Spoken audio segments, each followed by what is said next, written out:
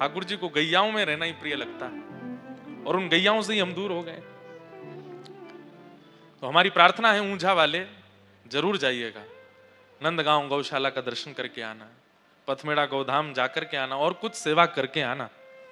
निश्चित ही तन से कर सको तन से करे आना, मन से धन से, मन से मत करना, तन से और धन से करना। बहुत चतुर हैं हम लोग। हाँ महाराज जी आपने कह दी, हमने आंख बंद करके यहीं से हुआ है, मन से हो गई सेवा। गैया के पाम दबाए, गोबर उठा के थापी आए, दूध निकारी आए, गैया पे हाँ मन से सेवा हो गई। मन से सेवा ठाकुर की कर लो।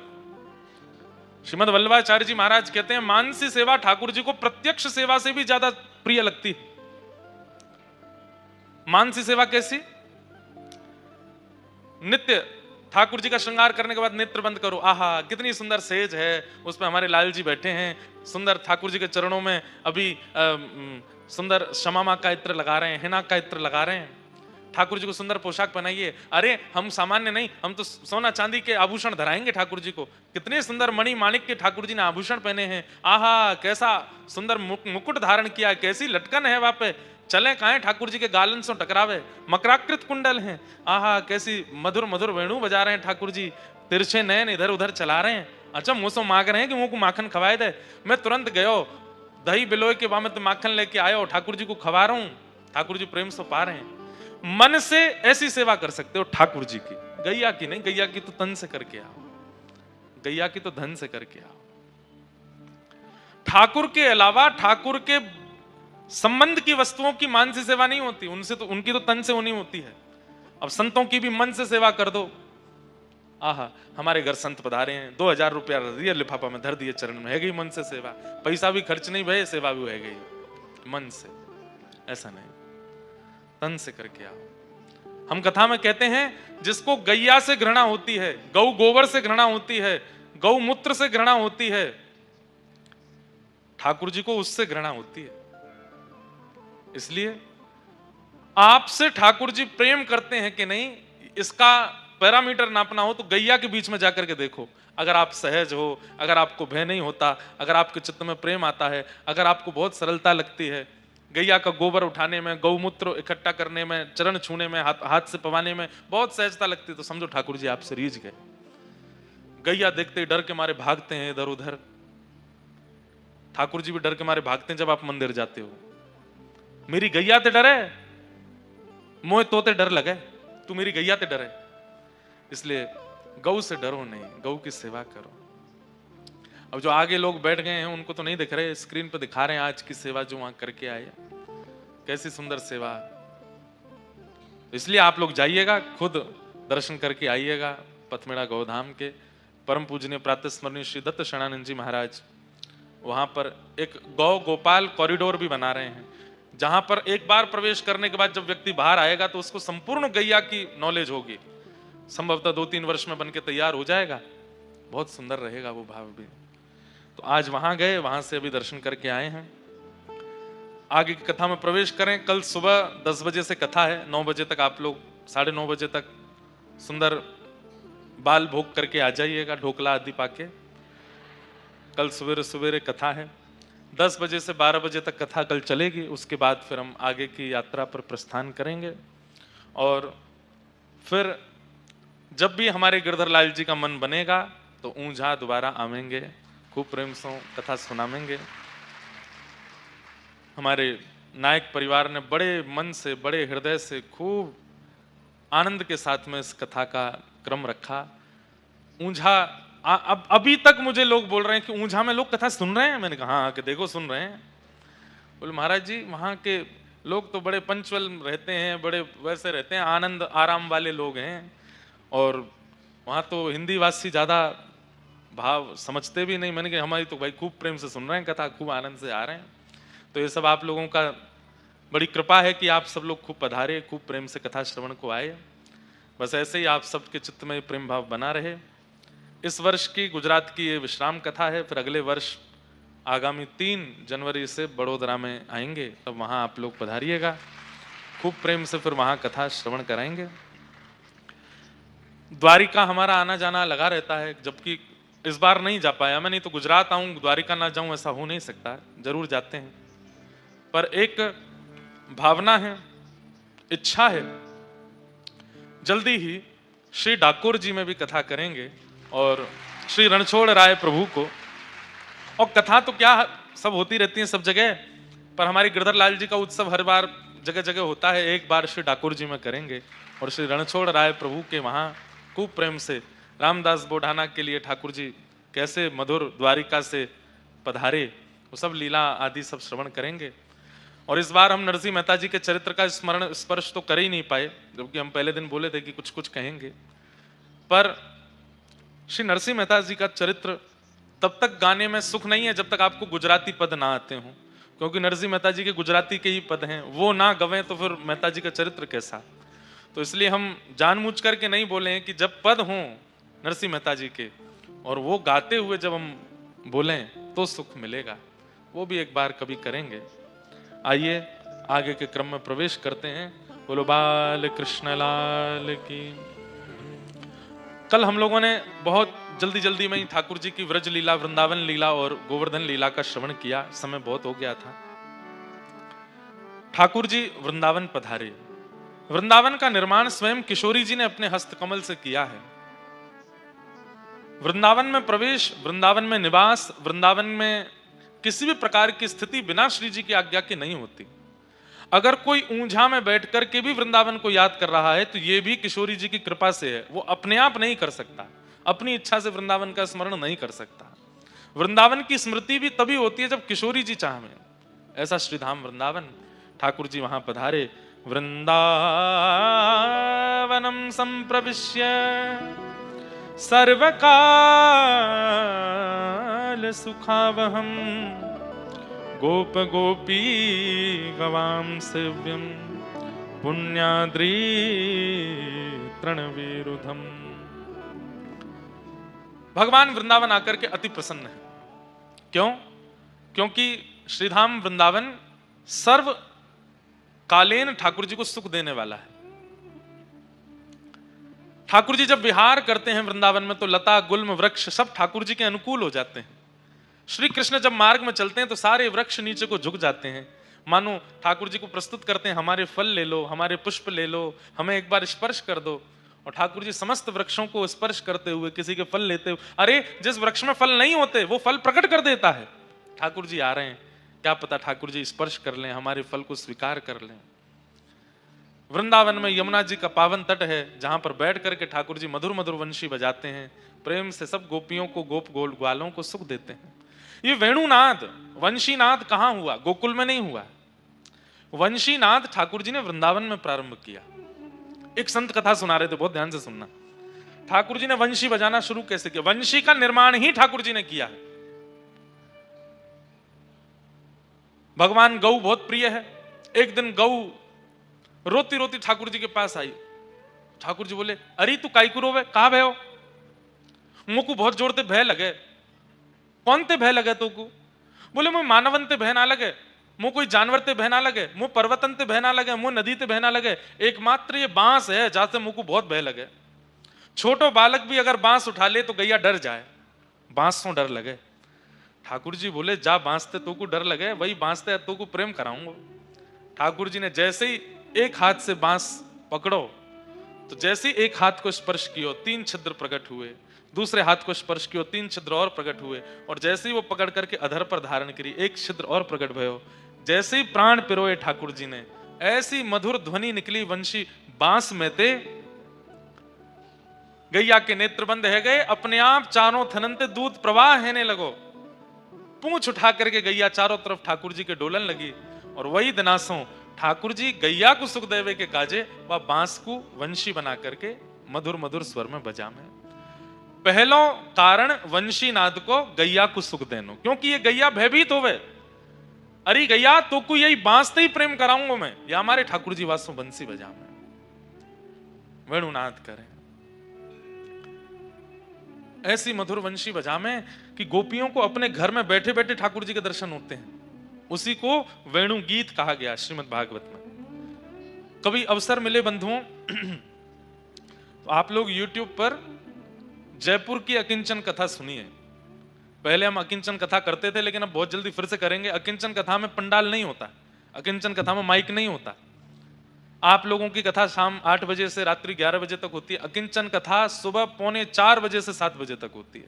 सुबह सुबह भोर में होती है, नदी के तट पर होगी, पहाड़ पर होगी, ऐसे प्राकृतिक स्थान पर होती है। पर आजकल इतनी भीड़ हो जाती है, इसलिए अकिंचन कथा अभी विश्राम में है। लेकिन बहुत जल्दी हम गिरनार में अकिंचन कथा करने वाले हैं। हमारी बात भी हो गई है, डील भी हो गई है, लेकिन उसके बारे में कथा प्रारंभ होने से एक दिन पहले ही बताएंगे। तो जो एक दिन में आ पाएगा ऊपर ही करेंगे पहाड़ पर कथा, वहीं अकिंचन कथा होगी सुबह सुबह 3:45 बजे। क्या सुख मिलता है, इतना आनंद आता है अकिंचन कथा में। तो एक बार जयपुर की अकिंचन कथा सुनिएगा, और उसमें भी वेणु गीत पर जो कथा हुई है, 3 दिवस की कथा है, अंतिम कथा वही हुई अकिंचन। इतनी मधुर कथा हमने गाई है, हम ही बता रहे हैं आपको। उसमें वेणु गीत के जो भाव प्रकट करती हैं गोपियां, आहा। कि वरहा पीड़म नटवर वपु कर्णयो कर्णकारम विभ्रदवासः कनक कपिसं वैजयन्तीं च मालां रन्ध्रान् वेणो अधर सुधया पूरयन् गोपवृन्दैः वृन्दारण्यं स्वपदरमणं प्राविशद्गीतकीर्ति। अक्षणवतां फलमिदं न परं विदाम सख्यप्रसूनन् विवेशयतोर्वयस्यै वक्त्रं व्रजेशसुतयोरनुवेणुजुष्टं यैर्वा निपीतमनुरक्तकटाक्षमोक्षम्। गोपियां कहती हैं, ध्यान से सुनिए सब लोग, इधर देखो। बोले आपने त्रिभंग लली श्याम सुंदर देखे, आपने नवनीत प्रिया लाल देखे, आपने यशोदा के गोद के लाला देखे, नंद बाबा के गोद के लाला देखे, बलभद्र के संग खेलते भय लाला देखे, रास रचाते भय लाला देखे, किशोरी जी के संग लीला करते भय लाला देखे, लेकिन अगर आपने गौचारण करते हुए ठाकुर जी नहीं देखे तो आपने कुछ नहीं देखा। गोपियां कहती हैं ठाकुर जी के सर्वांगीण रूपों में सबसे सुंदर स्वरूप कौन सा है? बोले जब ठाकुर जी गैया चराने जाते। अक्षणवताम फलमिदम न परम विदाम। अरे इन आंखों को प्राप्त करने का सबसे बड़ा साफल्य क्या है? इन आंखों से पूरी दुनिया सृष्टि देखना नहीं, इन आंखों से गैया चराते हुए श्री कृष्ण को देखना। गोपियां कहती हैं हम किन शब्दों में वर्णन करें उस झांकी का। जब ठाकुर जी गौचारण करने जाते हैं, ऊंची धोती पहनते हैं, पांव में मोटे मोटे सोने के कड़ूला पहनते हैं, हाथों में कड़ूला पहनते हैं, गले में कोई माला नहीं पहनते, गले में गैया के पाम बांधवे वाले लोमना रस्सी, जहां में गोबर और रज लगी भैया वाकू पहने, सिर पे भी वही लोमना को बांधे, वही में मोर पिछ लगा लें। अब लोमना एक रस्सी है जिससे गैया के चरण बांधते हैं। ठाकुर जी मन में विचार करें कि अब ये लोमना मैंने बांध तो लियो, लेकिन ये सुंदर कैसे लगे। ठाकुर जी अपनो श्रृंगार भी बड़ो सुंदर करें, तो वह लोमना रस्सी को ऐसे बांध करके 2-3 परत बंजा में वाकी, सुबह के बीच बीच में कोई पुष्प लगा लें, कोई नीलो पुष्प, कोई पीलो पुष्प, कहीं सफेद पुष्प, कहीं सुंदर लड़ कोई जा रही होवे वाकू धर लें। ये तुलसी की मंजरियां निकली रहती है ना, इन मंजरियों को निकाल करके मोर पिच के अगल बगल में लगा लेते हैं, ऐसी सुंदर झांकी बन जाती है। काजल लगा में मोटो मोटो ठाकुर जी, यहां कान कान तक काजल जावे, कोई श्रृंगार नहीं, केवल छोटी सी धोती और कमर में सुंदर कारी कमरी बांध करके, और गैयान को हाँकते भय, अरी कारी कहां को जा रही, अरी धौरी न कितकुआ, सब गैयान के नाम है, कोई को नाम श्यामा है, कोई को नाम कपिला है, सब गैयान के नाम बोलते बोलते ठाकुर जी चल रहे हैं। और जैसे ही ठाकुर जी गैया चरावे निकले हैं, सब गोपियां अपनी अपनी द्वार पर आकर के खड़ी हो जाती हैं उस झांकी को देखने के लिए। गायों में होड़ लगी है, कौन ठाकुर जी के बगल में चलेगो। अच्छा बंधु एक बात बताएं, ये ठाकुर जी ऐसे खड़े होते हैं, दोनों पैर ऐसे कर लेते हैं, क्यों? जब जब ठाकुर जी त्रिभंग ललित स्वरूप धारण करके खड़े होते हैं, जैसे ही दोनों पैर ऐसे करके और ऐसी मुद्रा बनाते हैं, तो यहाँ कोहनी के नीचे एक गैया आ जाए, अपनी कमर लगा दे, तो ठाकुर जी वहां पे ऐसे खड़े रह जाएं। गैया नहीं है तो कोई सखा आ जाए, सखा नहीं है तो कोई वृक्ष जो दूर है, वो मन में विचार करे ठाकुर जी ऐसे त्रिभंगी वहे हैं, अरे मैं इतना दूर काहे को हूं, तो वो वृक्ष जो जड़ है वो चैतन्य होकर के अपनी डाल वहां तक पहुंचा देता है, ताकि ठाकुर जी को एक सहारो मिल जाए। आज मंदिरों में हम दर्शन करते हैं तो ठाकुर जी का कोई सहारा नहीं दिखता, लेकिन कभी वृंदावन में त्रिभंग लली श्याम सुंदर को जब आप देखो तो उस समय कुछ इमेजिन किया करो, जैसे या कोहनी के नीचे कोई तो है, या तो गैया है, या तो कोई वृक्ष है, या कोई सखा है, या कोई गोपी है, या दाऊ दादा है, कोई तो है। और कभी कभी अनुभव करते करते स्वयं को ही देख लो, हम खड़े हैं ठाकुर जी के नीचे, यहाँ कंधा लगा के ठाकुर जी ऐसे बंशी बजा रहे हैं। गैयान में होड़ लगी है, कौन खड़ो होगा ठाकुर जी की कोहनी के नीचे? और वह होड़ के चक्कर में गैयान के खुरन से उड़वे वाली धूर ठाकुर जी के प्रश्वेत पसीना से जाकर के चिपक रही है। अपने आप ही सुंदर सुंदर आकृति बन रही है। यहाँ बीच में तिलक है और तिलक के बगल में ठाकुर जी की मधुर मधुर आकृति, गालन पे, माथे पे, किनारे पे, सुंदर केश की अलकावलियों पर भी गौ रज लगी वही है। ऐसे ठाकुर जी वन में गैया चरावे के काजे जा रहे हैं।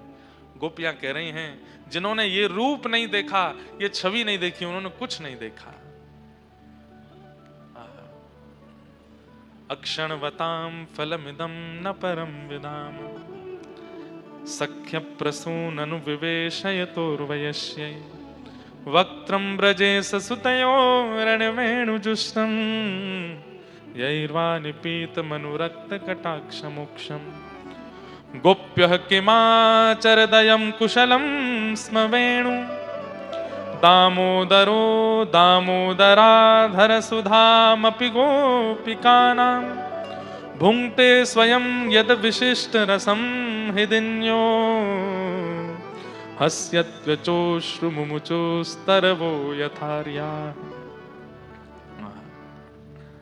बांस की बंसी जब ठाकुर जी बजाते हैं तो वो रस, वो स्वर जैसे ही गोपियां सुनती हैं, गोपियों के नेत्र बंद हो जाते हैं और घर में बैठी हुई गोपियों को ठाकुर जी कोसों दूर गैया कैसे चला रहे हैं उसका अनुभव होने लग जाता है। जैसे अब थोड़ा समझिएगा इस भाव को, ठाकुर जी ने किलोमीटरों दूर जाकर के वंशी बजाई, अब वो वेणु की ध्वनि सब गोपियों को सुनाई दी, सब गोपियों के नेत्र बंद होते हैं, पर जिस गोपी के चित्त में उस दिन बहुत प्रगाढ़ प्रेम होता है, उसको ठाकुर जी वन में क्या कर रहे हैं वो दिखने लगता है और वो गोपी बोलने लगती है। तो बाकी की गोपियां अपने अपने घर से निकल के उस गोपी के पास आ जाती हैं और बैठ करके कहती हैं, अरे बता तो श्याम सुंदर कहा कर रहे हैं? तब वो गोपी बताती है, अरे श्याम सुंदर तो अब गिरिराज जी पर चढ़े हैं, गिरिराज जी पर एक शिला पर बैठे हैं, अब यमुना जी में अपने पांव डाल करके बैठे हैं।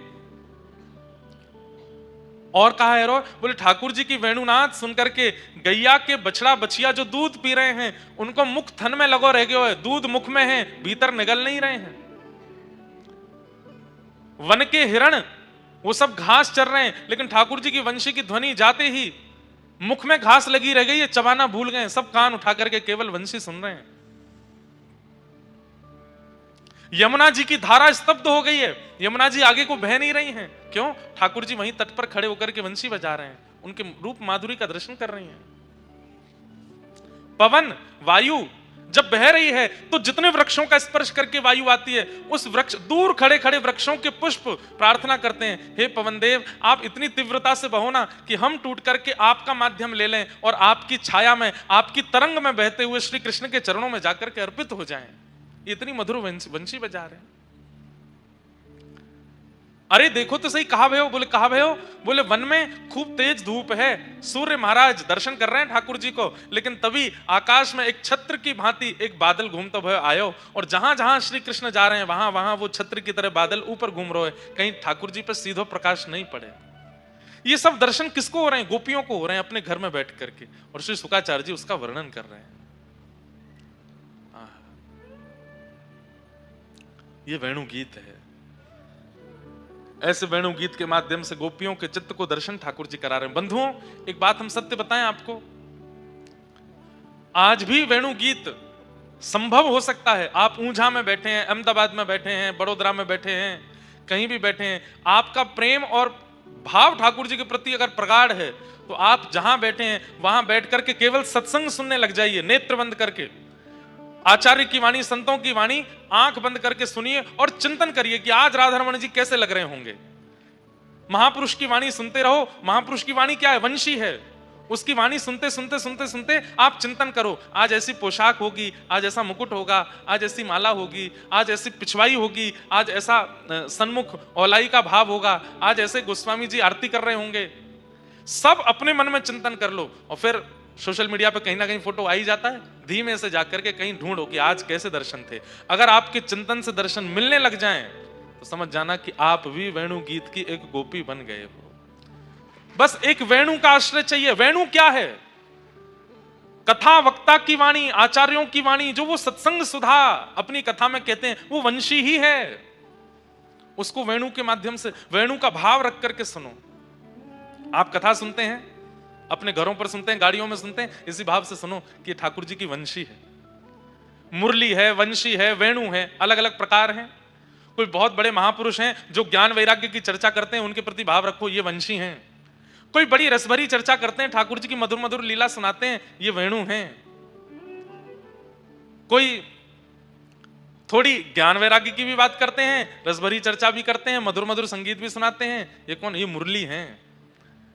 और यही भाव रखो, अब वंशी सुन रहे हैं, अब वेणु सुन रहे हैं, अब मुरली सुन रहे हैं। आप आचार्य वाणियों को ठाकुर जी की वंशी मान करके जब सुनने लग जाओगे, जिन ठाकुर का चिंतन करोगे, जहां बैठ करके करोगे, एक बार नहीं, 2 बार नहीं, 10 बार नहीं, कुछ प्रयास करते करते ऐसा होने लगेगा कि आप कितनी भी दूर बैठे हो, सत्संग वार्ता सुनते सुनते जैसा चिंतन करोगे वैसा श्रृंगार ठाकुर जी का होगा, आपको वहीं बैठ के अनुभव हो जाएगा। ताज बेगम कथा आती है, हिंदू नहीं थी वो, मुस्लिम थी। मंदिरों में प्रवेश वर्जित था उनके लिए।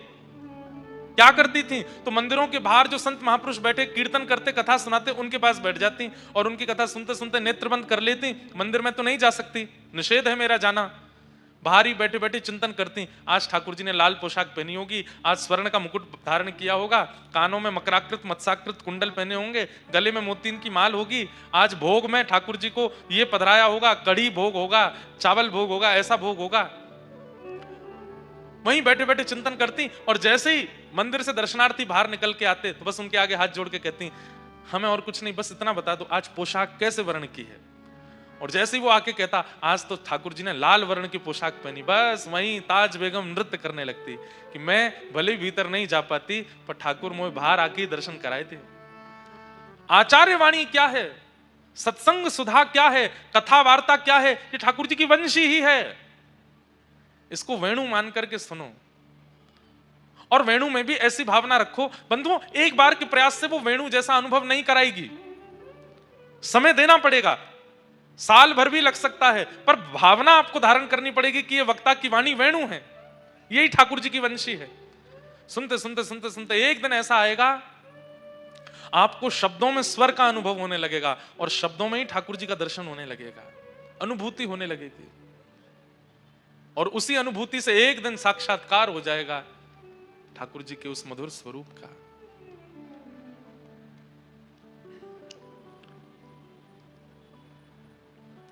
वेणु बजाते हैं ठाकुर जी, वंशी का नाद सुनकर के सब गोपियां आनंदित हो जाती हैं। भगवान ने कृपा की, सब गोपियों को अनुभव कराया और चीर हरण के माध्यम से एक लीला करके ठाकुर जी ने सबको शरद पूर्णिमा पर रास के लिए आमंत्रित किया। इसी बीच ब्रजवासियों के द्वारा इंद्र पूजा होती है और ठाकुर जी सब ब्रजवासियों से निवेदन करते हैं कि तुम सब इंद्र छोड़ सांचे देव की पूजा करो। कौन सांचे देव हैं? बोले गोवर्धन नाथ। और सब ब्रजवासियों को लेकर के ठाकुर जी श्री गिरिराज जी गए, वहां जाकर के 56 भोग पधराए, गिरिराज जी की परिक्रमा करी और परिक्रमा करके श्री गिरिराज जी को वंदन किया। जब इंद्र को पता चला कि मेरी पूजा बंद हो गई तो खूब मूसलाधार बारिश करी, ब्रजवासी दौड़ने लगे, त्राही माम करके, बचाओ बचाओ बचाओ, इंद्र हमें मार देगो।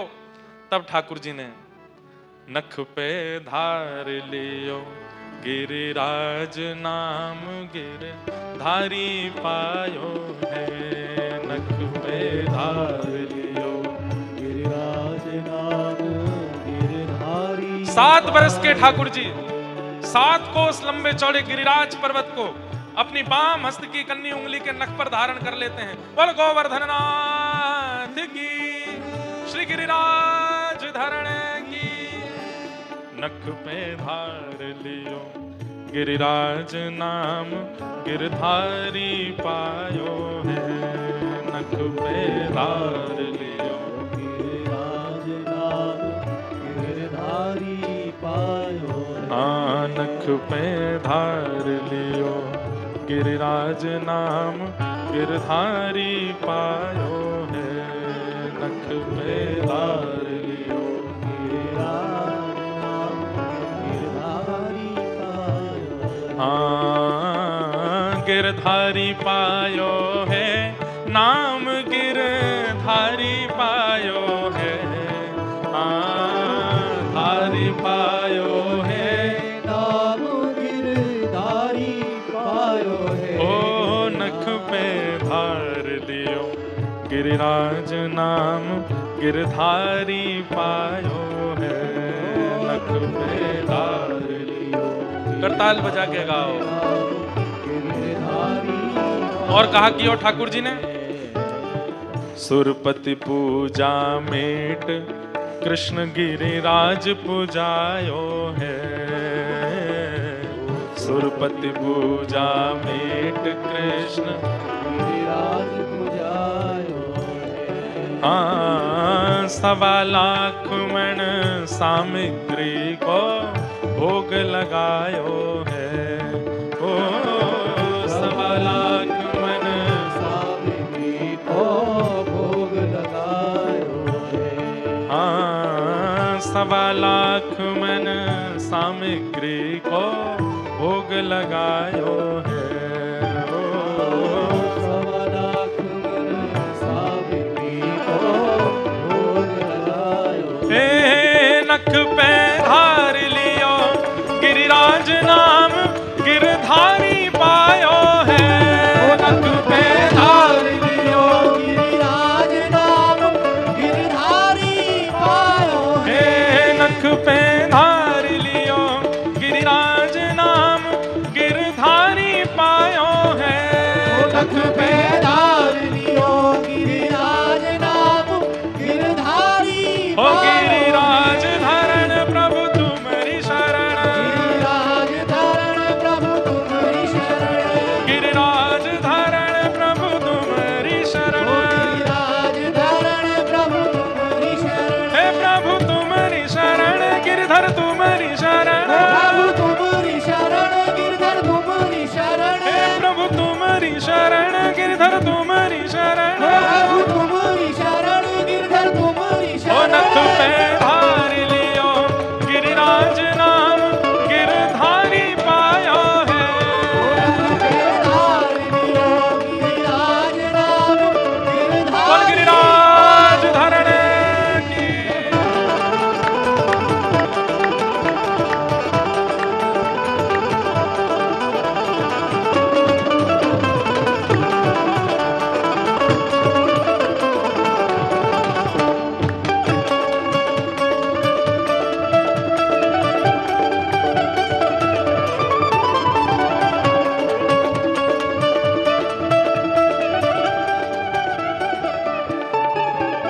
ओ पड़ी स्वर्ग में खबर क्रोध सुरपति को छायो है।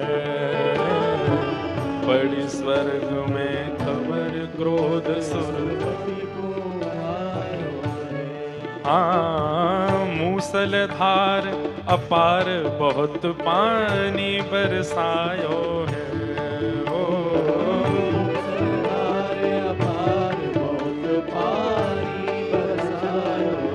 पर पड़ी न व्रज में बूंद इंद्र देखत घबरायो है।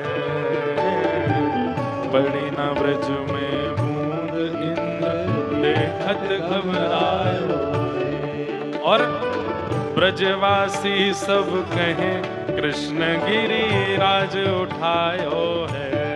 हाँ ब्रजवासी सब कहें कृष्ण हे नख पे धार लियो गिरिराज नाम गिरधारी पायो है। नख पे धार लियो गिरिराज नाम गिरधारी पायो हे नख पे धार लियो गिरिराज नाम गिरधारी पायो है।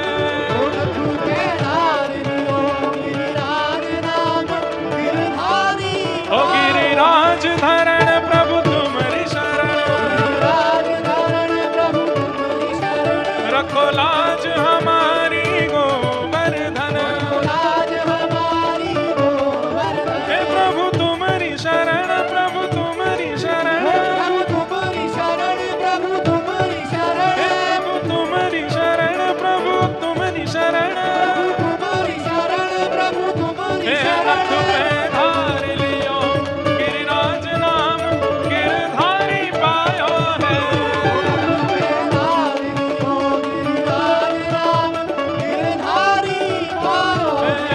रथ पे धार लियो गिरिराज नाम गिरधारी पायो है। प्यारे गिरधर लाल की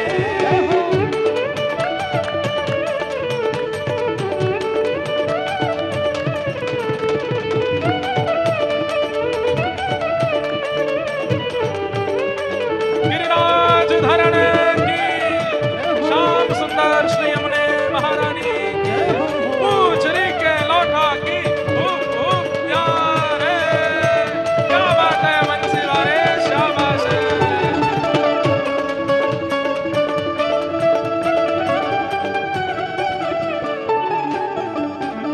धन धन श्री व्रज चंद्र इंद्र को मान घटायो है,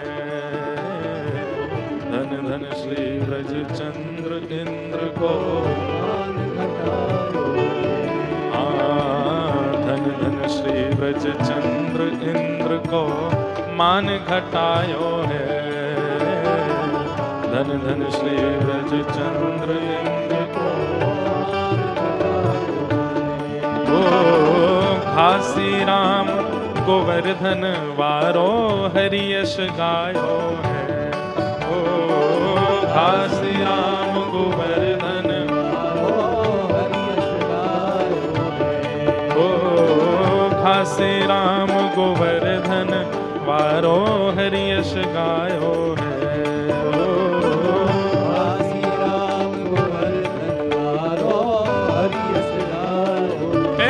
नख पे ओ नख पे ओ नख पे धार लियो गिरिराज नाम गिरधारी पायो है,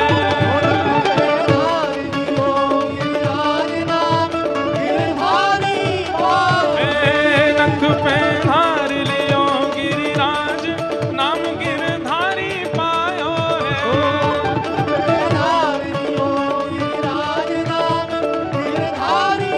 गिरिराज धरण प्रभु तुम्हारी शरण, गिरिराज धरण प्रभु तुम्हारी शरण,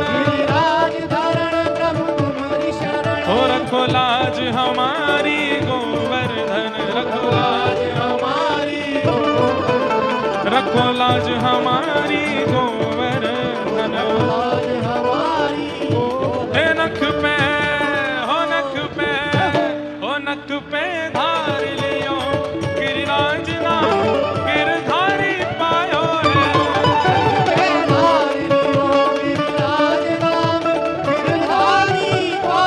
हो नख पे धार लियो गिरिराज नाम गिरधारी पायो है, नाम गिरधारी पायो है,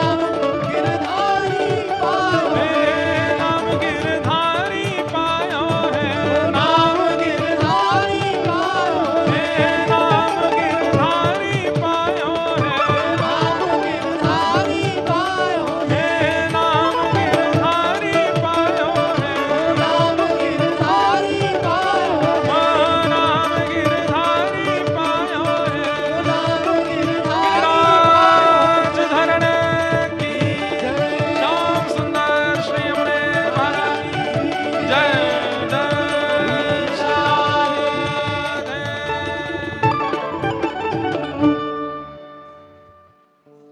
धन धन श्री व्रज चंद्र इंद्र को मान घटायो है, धन धन श्री व्रज चंद्र इंद्र को मान घटायो ओ घासी राम गोवर्धन वारो हरि यश गायो है, घासी राम गोवर्धन वारो रस गायो है। नख पे धार लियो गिरिराज नाम गिरधारी पायो है। नख पे धार लियो गिरिराज नाम गिरधारी पायो। गोवर्धन, ध्यान से सुनिए सब लोग, इधर देखो। कितने लोग गिरिराज जी गए हैं, गोवर्धन गए हैं? भाई हमारे गोवर्धन में सबसे ज्यादा भीड़ ही गुजरातियों की रहती है। आए दिन गुजराती परिक्रमा करते रहे। जो नहीं गए हैं कब जाओगे भैया? कितने दिनों बाद जाओगे? ठाकुर जी के पास जावे में ज्यादा विलंब मत करे करो। कल को प्राण निकल गए तो पहले ही पहुंच जाओ। जब तक तन में प्राण है ठाकुर जी के दर्शन कर आओ भैया। एक बार गिरिराज जी की परिक्रमा लगाया आओ। गोवर्धन, गौ कहते हैं इंद्रियों को। ध्यान से सुनिए सब लोग, इधर देखिए। गौ माने इंद्रियां। हमारे शरीर में कितनी इंद्रियां होती हैं? 10। पंच ज्ञानेंद्रिय और पंच कर्मेंद्रिय। पंच ज्ञानेंद्रिय जिनसे हमें ज्ञान होता है। सुंदरता का ज्ञान नेत्रों से, सुगंधी का ज्ञान नाक से, स्वर का ज्ञान कान से, वायु का ठंड गर्म का ज्ञान त्वचा से, स्वाद का ज्ञान जिह्वा से। ये पंच ज्ञानेंद्रिय, आंख नाक कान त्वचा और जीव, पंच ज्ञानेंद्रिय। पंच कर्मेंद्रिय, हाथ पैर मुख और 2 गुप्त उपस्थ इंद्रिय। ये 10 इंद्रियां हैं। इनके समूह को कहते हैं गौ। क्या कहते हैं? गौ। और इनका जो कृष्ण भक्ति में वर्धन करे उनका नाम क्या है? गोवर्धन। कई लोग होते हैं उनको प्रसाद पाने में तो बहुत रुचि होती है। मंदिरों का प्रसाद पाना बहुत अच्छा लगता है। हमने सुना उमिया माता के मंदिर में बहुत बढ़िया प्रसाद बनता है। कई बार लोग अपने घर में भोजन नहीं बनाते, ऊंझा वाले वहीं पा जाते हैं। 20 रुपए की थाली भरपेट भोजन मिलता है उमिया माता के यहाँ। भले ही दर्शन नहीं किए उमिया मैया के, लेकिन रसोई घर में जाके प्रसाद पा लेते हैं। कई लोगों की जीव में तो भक्ति है। क्या प्रसाद चाहिए? मंदिर का प्रसाद बहुत अच्छा होता है। नाथ द्वार में प्रसाद पाओ। हमारे द्वारिकापुरी में प्रसाद पाया कभी द्वारिका में कोई पुजारी जी वहां के सेवायत हों, उनसे प्रार्थना करना, हे पुजारी जी ठाकुर जी का राजभोग प्रसाद हमको भी पवा दीजिए। अगर कोई सेवा आदि लगती हो तो सेवा दे के पाना, लेकिन पाना। इतना आनंद आता है द्वारिकाधीश के प्रसाद में। एक तो पतली पतली रोटी, बहुत पतली रोटी बनाते हैं वहां पे। हमें तो लगता है शायद रोटी अलग कर देते होंगे 2 भाग सेकने के बाद। इतनी पतली रोटी गुजरात में बनती है। मैंने कई वैष्णवों के यहाँ भी प्रसाद पाया। इतनी पतली रोटी बनाते हैं। जब वो परोसने आते हैं तो हमने कही भाई वैसे तो 2-3 रोटी पाते हैं, पर ये तो 10-15 धर दो, एक आध में तो पेट भरना नहीं। इतनी पतली रोटी। अच्छा, गुजरात में भी सब जगह अलग अलग प्रसाद की विधि है। सौराष्ट्र में जाओ वहां पे अलग तरीके से प्रसाद पवाते हैं। रोटी होगी इतनी बड़ी रोटी पतली। सब्जी कटोरी में नहीं देते, ऐसे देते हैं चटनी की तरह, नेक नेक थोड़ी थोड़ी चटनी दे देंगे। ऐसे वहां होता है। ये मैंने अनुभव किया कईयों के घर पे भी। तो पाइए कभी। और साथ में एक वो लाल लाल सा कुछ पाते हैं, आपके गुजरात में संभारो बोलते हैं, जाने क्या बोलते हैं उसको, हैं? संभारो हैं। अब यहाँ उत्तर गुजरात में अलग है, वहाँ अलग है। एक तो भोजन ही इतने हैं, पर बड़ा सुख मिलता है। मीठी दाल, मीठी कड़ी, मीठी सब्जी। उत्तर भारतीयों को पता ही नहीं चलता कि सब्जी कौन सी थी, सब में चीनी है। थोड़ी चीनी तो डालते हैं। जब गुजरात में गुजराती प्रसाद रोज पाते हैं ना, तो 2-4 दिन बाद तो कहना पड़ता है अब चीनी नहीं डालना। अब पता ही नहीं चल रहा है, रोज चीनी डलती, सब में चीनी। द्वारिकाधीश जी का प्रसाद पाओ, इतना मधुर प्रसाद। मतलब पा करके ऐसा अनुभव होता है कि ठाकुर जी ने पाया है, ठाकुर जी ने भोग लगाया है, ठाकुर जी का अधरामृत है, ऐसा अनुभव होता है।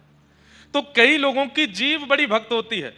मंदिरों के प्रसाद पवा दो उसको, वो बड़ा सुखी। जगन्नाथपुरी के महाप्रसाद पवा दो, द्वारिकाधीश जी का प्रसाद पाओ, श्रीनाथ जी का प्रसाद, वृंदावन में राधारमण जी की कुलिया, और हमारे श्री राधा वल्लभ लाल जी की खिचड़ी, और बिहारी जी का पराठा। बिहारी जी पराठों पाव में बहुत जोरदार, हमारे वृंदावन बिहारी लाल। और आपके दाऊ जी की आलू की सब्जी। दाऊ जी में ब्रज में काली मिर्च और आलू की सब्जी बनती है, इतनी शानदार, बस पानी लेके बैठना खूब सारा, खूब मिर्च होती है, लेकिन बहुत स्वाद लगता है। नंद भवन नंदगांव जाइए, नंदगांव में कभी वहां का प्रसाद पाइए, वहां के कढ़ी चावल, आहा क्या कहने महाराज, ऐसा लगे ठाकुर जी पाए हैं अपने हाथन से। ऐसा स्वाद आवे उनमें, ऐसा स्वाद दुनिया में कोई और प्रकट कर नहीं सकता जो मंदिरों के प्रसाद का स्वाद होता है। तो कई लोगों की जीव तो भक्त होती है, मंदिर के प्रसाद पाने में बड़ी रुचि, पर दर्शन में रुचि नहीं है। वो दर्शन भी इसीलिए करते हैं कब कपाट बंद हो, कब प्रसाद मिले। कई लोगों की दर्शन में रुचि होती है पर प्रसाद में रुचि नहीं होती। मैंने एक आध देखे हैं ऐसे। अब हमारा तो नियम है कि कहीं तीर्थ में कथा होती है तो मैं रसोई का प्रसाद नहीं पाता, फिर मैं मंदिर का ही प्रसाद पाता हूं, चाहे थोड़ा मिले, पाऊंगा मंदिर से ही। द्वारिका में कथा है तो कहीं नहीं पाएंगे, मंदिर में ही पाएंगे। जगन्नाथपुरी में कथा है तो महाप्रसाद ही पाएंगे। नाथद्वार में कथा थी, लाल जी का उत्सव था, मंदिर का ही भोग आएगा, श्रीनाथ जी का वही पाएंगे, नियम है। जहां व्यवस्था नहीं है वहां फिर ठाकुर जी को निवेदित करते हैं, नहीं तो मंदिर का ही प्रसाद पाते हैं। तो कई लोग साथ में रहते हैं, उनमें कई लोगों को अरे या में नमक ना डालो, या में नींबू ना डालो, या में मिर्च कम रह गई है, एक अलग से मिर्च दो। ठाकुर जी के प्रसाद का एक नियम है, ऊपर से कुछ नहीं डालना है, जैसा ठाकुर जी ने आरोगा है वैसा ही आपको पाना है। प्रसाद के प्रति आप अन्न की भावना रखते क्यों हो? वो दाल नहीं है, वो चावल नहीं है, वो रोटी नहीं है, सब्जी नहीं है, ठाकुर जी का अधरामृत है। अधरामृत जैसा मिला है वैसा पाना है। प्रसाद पाने की भी बड़ी विधि है, लोग नहीं जानते। अब महाप्रभु जगन्नाथ जी का प्रसाद पाते हैं, उसमें ऊपर से बहुत कुछ डाल लेंगे, नमक डालेंगे, नींबू निचोड़ेंगे, सब ठीक है। अब तो वहां के पंडा पुजारियों ने भी हमें सिखाया ऐसे मिर्च तोड़ के नमक डाल के फिर पाते हैं। पर ऊपर से अगर प्रसाद में कुछ डाला जाता है तो प्रसाद का 50% जो पुण्य है, जो भाव है और जो उसका ओज तेज है वो नष्ट हो जाता है। प्रसाद तो जैसा मंदिर से आए पा लीजिए। तो कई लोगों की जीव बड़ी भक्त होती है, नेत्र भक्त नहीं होते, और कई लोगों के नेत्र भक्त होते हैं, जीव भक्त नहीं होती। मंदिर के प्रसाद नहीं बढ़िया लगा, हम तो होटल में खा लेंगे, मंदिर का नहीं पाता हमको, कम नमक डालते हैं, कम मिर्च डालते हैं। कई लोगों की जीव भी भक्त नहीं होती, नेत्र भी भक्त नहीं होते, पर उनके पैर भक्त होते हैं। कैसे भक्त? ना उनको दर्शन में रुचि है, ना उनको प्रसाद में रुचि है, पर हाँ कहीं कीर्तन चल रहा हो, ठाकुर जी का मधुर भजन चल रहा हो तो नाचने में बड़ी रुचि है उनकी, नाचते हैं।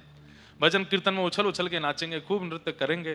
लेकिन जैसे कथा शुरू होती है, कीर्तन विश्राम होती है, कथा शुरू होती है, नीचे मुंह करके बैठ जाते हैं। अब कब दूसरा गाएंगे भजन, कब दूसरा भजन है, कथा में हमारे मन नहीं लग रहा है, भजन गाओ, कीर्तन सुनाओ, नाचना है हमको। अब तो नहीं होता। पहले जब कथा करते थे, लोग बाग इतना जानते नहीं थे, तो लोग बाग नीचे से फरमाइश भेजते थे, ये वाला भजन सुना दीजिए, ये वाला। मैंने कि तो भजन संध्या करने आए, कथा करने आए, हम मन में जो आएगा वो सुनाएंगे। तो कई लोगों के पैर भक्त होते हैं पर ना नेत्र भक्त हैं, ना जीव भक्त है, ना कान भक्त हैं। कई लोगों के हाथ भक्त होते हैं, ना दर्शन में रुचि, ना नृत्य में रुचि, ना प्रसाद में रुचि, पर उनसे सेवा कितनी भी करा लो। मंदिर की खूब सेवा करेंगे, ठाकुर जी का मंदिर सजाना, ठाकुर जी के मंदिर में सेज सजाना, ठाकुर जी का मंदिर बढ़िया हो, साफ सफाई करवा लो, सब बढ़िया, लेकिन बाकी और रुचि नहीं। ऐसा अगर कुछ है, आज ही पूछिए, आपकी कौन सी इंद्रिय ऐसी है 10 में से जो ठाकुर जी की सेवा में रत नहीं है? उस इंद्रिय का स्मरण करके श्री गिरिराज जी की परिक्रमा लगाओ। आप गिरिराज जी की परिक्रमा पूर्ण होते ही वह इंद्रिय आपकी ठाकुर जी की सेवा में रत हो जाएगी। किसी को कथा सुनना अच्छा नहीं लगता, मन नहीं लगता, कथा में नींद आ जाती है, तो जाइए गिरिराज जी और श्री गोवर्धन नाथ जी से कहो, हे गिरिराज बाबा, दर्शन में खूब आनंद आवे, प्रसाद में खूब सुख मिले, नृत्य में खूब सुख मिले, कीर्तन में खूब सुख मिले, पर जैसे ही कथा शुरू होती है मुझे नींद आ जाए, मेरे कानन को कथा सुनने की रुचि कर दो, या भाव से मैं आपकी परिक्रमा कर रहा हूं। आप जैसी परिक्रमा पूर्ण करेंगे, आप कथा सुनने लगना, आपको कभी नींद नहीं आएगी। गिरिराज जी कानों में श्रवण भक्ति प्रदान कर देंगे। ये गिरिराज जी का एक गुप्त रहस्य, सबको नहीं पता। जो अब हमारी बात, हम अपनी बात बता रहे हैं, प्यारे गिरधर लाल जी हमको कैसे मिले लगभग सबको पता है। गिरधर लाल जी, श्रृंगार का सव भी नहीं आता हमसे। जब लाल जी आए थे तब कैसे पाग धरानी है, कैसे वित्र धरानी, कैसे वंशी धरानी है, कैसे माला धरानी, कैसे पोशाक पहनानी, और उसमें भी बड़ा स्वरूप हो तो कुछ प्रयास किया भी जा सकता। हमारे लाल जी इतने से हैं, उंगलियों से श्रृंगार होता है उनका, हाथ से भी नहीं होता, उंगलियों से होता है। अंगूठे का प्रयोग बहुत कम होता है, उंगलियों से ही यहां से ये डालना है, ऐसे छोटे से हैं। कैसे करें श्रृंगार? ये गिरिराज जी की परिक्रमा का फल हमको मिला कि हमको श्रृंगार आ गया ठाकुर जी का करना। ठाकुर जी की भक्ति में जो गुण आपके अंदर ना हो उस गुण के लिए श्री गिरिराज जी के पास जाओ और प्रार्थना करो। एक साथ सारे गुण बोल दो, हे ठाकुर जी हमें श्रृंगार का लक्षण भी आ जाए, हमें पाक विद्या भी आ जाए, सुंदर सुंदर प्रसाद बना सकें। हे ठाकुर जी हमें ठाकुर जी की सुंदर कीर्तन गावे भी आ जाए, सुंदर उनमें नृत्य करवो भी आ जाए, ठाकुर जी की मधुर सेवा में हम निपुण हैं जाएं। इस भाव से गिरिराज जी की परिक्रमा करोगे तो उनका नाम है गोवर्धन। गो माने इंद्रियों का, जो कृष्ण भक्ति में वर्धन करे वो गोवर्धन, वो गोवर्धन है। इस स्थान पर जहां हम कथा सुन रहे हैं, यहां 2 बार श्री डोंगरे जी महाराज की कथा हो चुकी है। इसी जगह पर ऊंझा में, इसी प्रांगण में श्री डोंगरे जी महाराज 2 बार कथा कर गए। डोंगरे जी महाराज अपनी कथा में एक बात कहते हैं कि 10 इंद्रियों में 2 इंद्रियां ऐसी हैं, उपस्थ इंद्रिय, गुप्त इंद्रिय। किसी ने प्रश्न किया इनसे भगवत भजन कैसे होगा? आंखों से हो जाएगा, मुख से हो जाएगा, हाथों से हो जाएगा, पैरों से हो जाएगा, कान से हो जाएगा, गुप्त इंद्रिय का भजन कैसे हो? तब डोंगरे जी महाराज कितनी सुंदर बात कहते हैं कि अपने तन को मंदिर मानो, अपने तन को मंदिर मानो, और मंदिर मान करके इस मंदिर में शुद्धता बनी रहे, पवित्रता बनी रहे, उस भाव से उपस्थ इंद्रिय से मल मूत्र आदि का परित्याग कर दो और यह भाव रखो कि हमारा तन रूपी मंदिर पवित्र रहे। इतना मात्र करने मात्र से 10 इंद्रियों का भजन हो जाता है, गुप्त इंद्रिय का भी भजन हो जाता है। और ब्रह्मचर्य का पालन करो, भगवान का गुप्त इंद्रिय से भजन है, आदि आदि। तो गोवर्धन जो हमारी इंद्रियों का कृष्ण भक्ति में वर्धन करे, उनका नाम है श्री गोवर्धन। इसलिए हम सबसे निवेदन करते हैं कि वृंदावन जाने से पहले गिरिराज जी जाया करो। लोग बाग उल्टा करते हैं, पहले वृंदावन जाते हैं, दर्शन करके फिर लौटते समय गिरिराज जी होते हुए फिर बाहर जाते हैं। नहीं, आते ही पहले गोवर्धन जाओ, गोवर्धन की परिक्रमा करो, परिक्रमा करने के बाद फिर वहां से बरसानो जाओ, श्री जी के दर्शन करो, श्री जी के दर्शन करने के बाद फिर समय ज्यादा नहीं है तो फिर वृंदावन आ जाओ, नहीं तो सब जगह जाओ, गोकुल जाओ, महावन जाओ, तो वृंदावन सबसे अंत में आओ। वृंदावन के बाद ठाकुर जी मथुरा ही गए कंस को मारने, वृंदावन के बाद कहीं नहीं गए। ठाकुर जी की जैसी गति वैसे चलना चाहिए, फिर भी गिरिराज जी जाओ। अच्छा, गिरिराज जी क्यों जाना चाहिए पहले? क्योंकि ठाकुर जी ही ब्रजवासियों को लेकर के गए गिरिराज जी पुजवावे। ठाकुर जी स्वयं भगवान ब्रजवासियों के संग रहते हुए भी उनको गिरिराज जी के पास लेके गए, बोले पहले इनको वंदन करो, इनकी पूजा करो। जिनकी पूजा स्वयं ठाकुर जी करा रहे हैं, सबसे पहले ब्रज में आते उनकी पूजा करो, उनको वंदन करो, उनकी परिक्रमा करो, फिर वृंदावन आओ, ऐसी भावना। अच्छा, इंद्र की पूजा क्यों बंद कराई भगवान ने? इस पे भी 2 बात हम कह के फिर आगे चलते हैं। देखो, जब आप किसी से संबंध बना लेते हैं तो संबंधी व्यक्ति को आपकी हर एक स्थिति का पता रहता है। आपने किसी को अपना मित्र बनाया, अब मित्र बनने के बाद आप क्या अच्छा करते हैं, क्या गलत करते हैं, क्या बुरा करते हैं, मित्र को सब पता है। अगर आप कुछ गलत करते हैं तो मित्र आपको रोकेगा, टोकेगा, सही मार्ग बताएगा। जो आपकी गलत स्थिति देख करके आपको रोकता टोकता ना हो, उसको मित्र नहीं मानना चाहिए, वो शत्रु है। आप गलत कर रहे हैं और वो आपको रोकता नहीं है, आपको और बढ़ावा देता, और बढ़िया तू और कर, वो मित्र नहीं हो सकता, वो शत्रु है आपका। पर आपकी गलत स्थिति देख के जो रोके, वही सखा है, वही मित्र है। ठाकुर जी ने मन में विचार किया, ये ब्रजवासी इंद्र की पूजा करते हैं। इंद्र कौन है? देवता है। और देवराज इंद्र को एक कार्य मिला है, क्या? समय समय पर पृथ्वी पर वर्षा करो, जिससे पृथ्वी हरी भरी बनी रहे, जल का संचार होता रहे। इंद्र को एक कार्य के लिए रखा गया है, वो देवता पूजने के लिए नहीं है। वो बात अलग है कि हम समस्त देवी देवताओं को एक साथ वंदन कर लेते हैं, पर ठाकुर जी कहते हैं जो भाग्य बदलना ना जानता हो, ऐसे देव को नहीं पूजना चाहिए। चमत्कार दिखा देता हो, कुछ आपके जीवन में कुछ आप चाहते हैं वो वस्तु दे देता हो, उसको देवता नहीं कहते। देवता उसको कहते हैं जो भाग्य में नहीं था उसको भी प्रदान कर दे, वो देव है, उसको वंदन करो। और एक बात हम आपसे स्पष्ट कर दें, भाग्य में नहीं है उसको प्रदान करने की सामर्थ्य नारायण में है, और वही नारायण श्री कृष्ण के रूप में विराजमान है। सभी देवी देवताओं को वंदन करो, पूजो, सबको प्रणाम करो, पर इष्ट तो एक ही होना चाहिए। भाग्य बदलने की जिसमें सामर्थ्य ना हो, उस देव को पूजने की आज्ञा नहीं है शास्त्रों में। मुख्य रूप से तो पंचदेव बताए गए हैं जिनको हमें पूजना चाहिए। तो 33 कोटि देवता किस किस को पूजोगे? पंचदेवों में पहले देव का नाम है सूर्य, दूसरे देव हैं शिव, तीसरे देव हैं गणपति, चौथी देवी हैं जो सब जगह विराजमान है, और 5वें नारायण। इन पंच को प्रणाम की आज्ञा है। इन 5 के ही जो अलग अलग रूप हैं उनको प्रणाम करना चाहिए, उनको वंदन करना चाहिए, उन्हीं को इष्ट मानना चाहिए।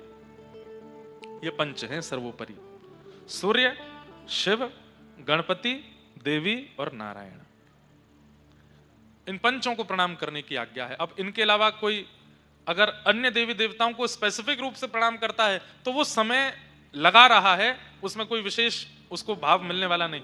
अब सूर्य को प्रणाम कीजिए, शिव को प्रणाम। अब शिव के जितने रूप हैं, शिव के अनेक रूप हैं, उनमें से 11 रुद्र भी हैं, एक हनुमान जी भी हैं, उनको भी प्रणाम करने का अधिकार है।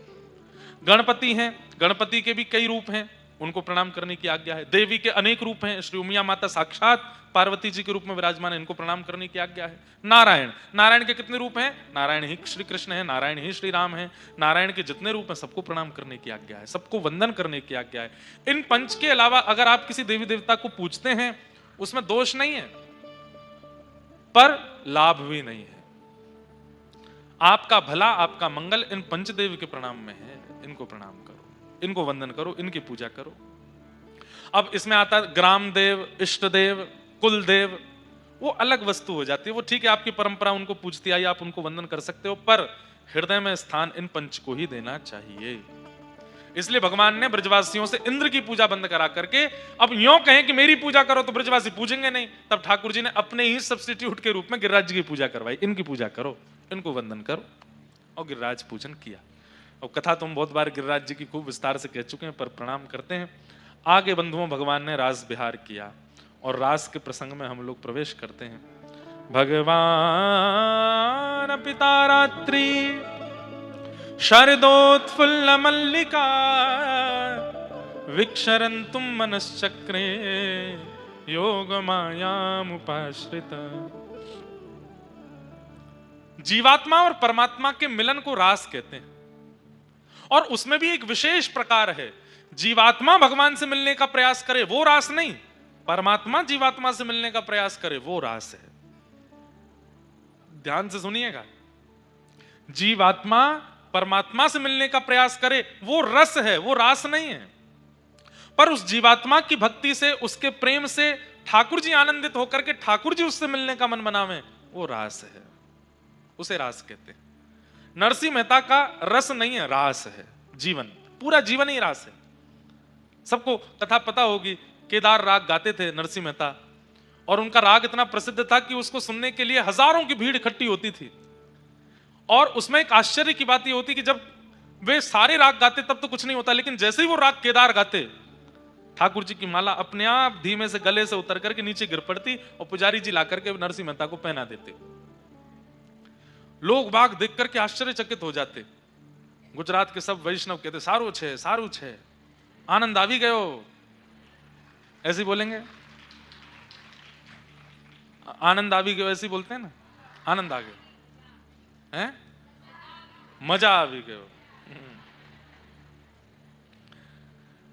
अब इससे ज्यादा मत बुलवाओ, कहां के शब्द कहां बोल दूं कुछ पता नहीं। तो सब लोग बड़े आनंदित होते। नरसिंह मेहता जी को लगता कि अगर मेरे राग केदार गाने से ठाकुर जी की माला गिरती है और ये चमत्कार देख करके इतने वैष्णव भक्त हो रहे हैं, तो मैं रोज गाऊंगा। और रोज आते राग यमन गाते, राग भैरव गाते, राग भैरवी गाते, तब तक कुछ नहीं होता। लेकिन जैसे ही राग केदार शुरू करते, ठाकुर जी की माला धीमे धीमे धीमे धीमे उतरती और नीचे टूट के गिर जाती, तुरंत ठाकुर जी पहना देते। सब जगह कुतर्की लोग तो पहुंच ही जाते हैं, वहां पर भी कुछ कुतर्की लोग आ गए, बोले ये सब ढोंग है, पाखंड है, ऐसा कुछ नहीं होता। ठाकुर जी अपनी माला वाला उतार के नहीं फेंकते हैं। ये जरूर कोई ऐसा कुछ करते हैं कि जैसे ही राग केदार आता है तो कोई योजना ऐसी बनती है, दूर से अदृश्य धागा होता है, उससे खींच देते होंगे तो पीछे से धागा खुल जाता होगा, माला टूट के गिर जाती है। तो फिर सबने कहा क्या किया जाए, तो उन कुतर्की लोगों ने कहा हम अपने हाथ से माला बनाएंगे, अपने हाथ से गांठ लगाएंगे और हम अपने हाथ से ठाकुर जी को पहनाएंगे, फिर ये राग केदार गावे, अगर ठाकुर जी की माला गिर गई तो मान जाएंगे।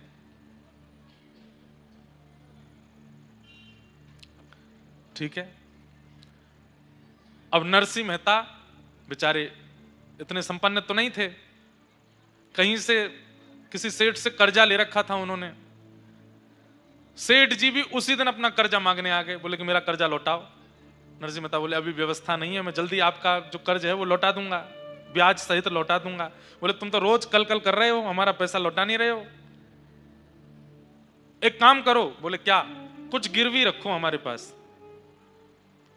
क्या गिरवी रखूं, मेरे पास गिरवी रखने को भी कुछ नहीं है। तो सेठ जी का जो मुनीम था वो बोला, ये एक राग गाते हैं केदार, जिसकी वजह से पूरे नगर में इनका प्रचार और नाम है, वो राग ही केदार, इनसे गिरवी रखवा लो।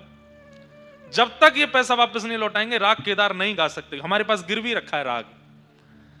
नरसिंह मेहता बोले अब आप ले लो। बोले लिख के दो, राग केदार और गिरवी कर दो हमको। कर दिया गिरवी। और यहां पे वो अगले दिन ही वो योजना हो गई कि वो कुतर्की लोग माला बना के लाएंगे, और आज अगर माला गिरी तो मान जाएंगे कि इन ठाकुर जी सांचे भक्त हैं नरसिंह मेहता। अगले दिन नरसिंह मेहता पहुंचे, असंख्य भीड़ इकट्ठी हुई आज देखने के लिए। आज दूध का पानी का पानी हो जाएगा कि नरसिंह मेहता के गायने से, राग केदार गाने से माला गिरती है कि नहीं। और नरसिंह मेहता बोले आज तो राग केदार गा ही नहीं सकता मैं, क्यों, गिरवी रख के आया हूं। और वो सेठ जी का मुनीम खड़ा था वहीं पे, टेढ़ी नजर से बोले गा मत देना, गिरवी रखा है। बड़ी संकट में पड़ गए, बोले क्या करूं नाथ। नरसिंह मेहता अनेक अनेक राग गाते रहे, खूब देर तक कुछ ना कुछ गाते रहे।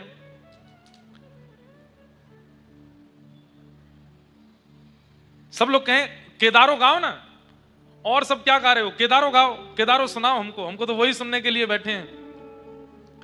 नरसिंह मेहता बोले अब केदारो कैसे गाऊं, मुनीम खड़ा है मुंह पे। ठाकुर जी के चरणों में प्रणाम किया कि हे ठाकुर जी, आप ही कुछ कृपा करो, आप ही कुछ अनुग्रह करो। सो ठाकुर जी ने देखी कि भैया नरसिंह मेहता फंस गए हैं बड़े भारी स्थिति में। सो ठाकुर जी नरसिंह मेहता का रूप बना करके और सेठ की दुकान पर पहुंच गए, और सेठ की दुकान पर जाके जितना कर्जा था सब चुका दिया, और चुका करके बोले हमारी जो गिरवी केदार राग है वो वापस करो। सेठ जी बोले कैसे करूं, बोले लिख करके दो, राग केदारों मुक्त किया, और अपना हस्ताक्षर कर दो। सेठ जी ने लिख दिया राग केदारों मुक्त किया, अपना हस्ताक्षर कर दिया। बोले लीजिए, पत्र में लिख करके दे दिया। ठाकुर जी रूप बदल करके सभा में आए और धीमे से पीछे आके खड़े हुए। वो मुनीम जो खड़ा था उसके पीछे से कहीं से हाथ से वो पर्ची थमा दी। मुनीम के हाथ में पर्ची आई, पीछे मुड़ के देखा तो कोई नहीं। पर्ची खोल के देखी तो उसमें सेठ जी के हस्ताक्षर थे, उसमें लिखा था राग केदारों मुक्त किया नरसिंह मेहता को। नरसिंह मेहता के हाथ में तुरंत पर्ची पकड़ा दी मुनीम जी ने। बोले सुनो सुनो, सेठ जी ने लिख के भेजा है। बोले नरसिंह मेहता का राग केदारों मुक्त किया। जैसे ही आया राग केदारों मुक्त किया, आहा, नरसिंह मेहता तुरंत गा रहे हैं। अब ये पद तो नहीं गाया होगा, वो तो गुजराती में गाए, पर मैं हिंदी में 2 लाइन सुना दूं। राग केदार ठाकुर जी को कितना प्रिय है। राजत फूल कुंज पिय प्यारी, राजत फूल कुंज पिय प्यारी, राजत फूल कुंज पिय प्यारी, राजत फूल कुंज पिय प्यारी, फूलन कलश पताका झालर, फूलन कलश पताका झालर, राजत फूल कुंज पिय प्यारी, राजत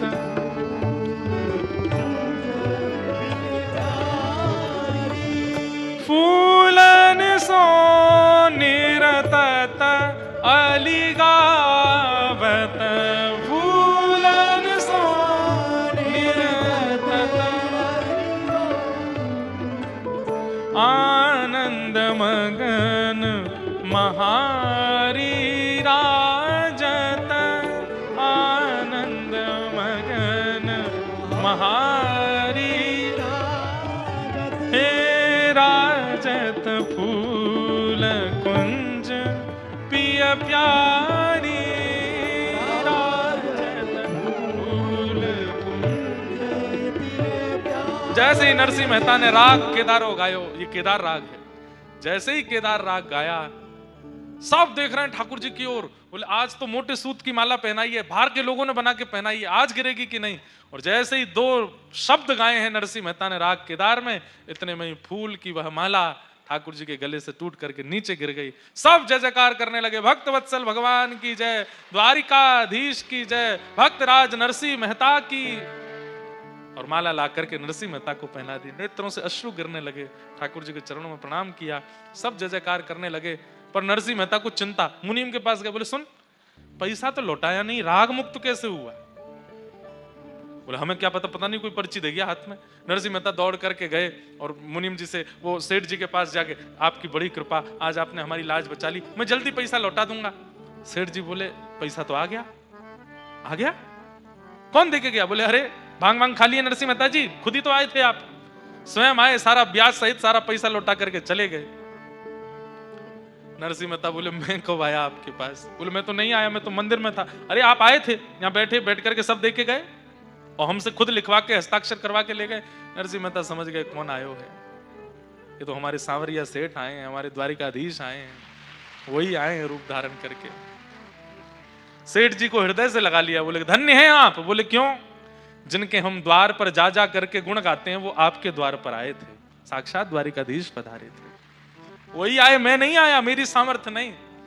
कितनी बार नरसिंह मेहता जी के लिए ठाकुर जी कहते हैं जूनागढ़ 56 बार आए, 52 बार है, 52 बार ठाकुर जी। बताओ, इसे कहते हैं क्या? रास। इसे क्या कहते हैं? रास। ये ठाकुर जी 52 बार आए। यहां गुजरात में रहने वाले लोग, सबकी तो नहीं, पर गुजरात में अपने 40-50 साल व्यतीत करने वाले लोग अपने पूरे 50 साल के जीवन में 52 बार द्वारिका नहीं गए होंगे, पर नरसिंह मेहता के लिए 52 बार ठाकुर जी जूनागढ़ आ गए। यह है रास।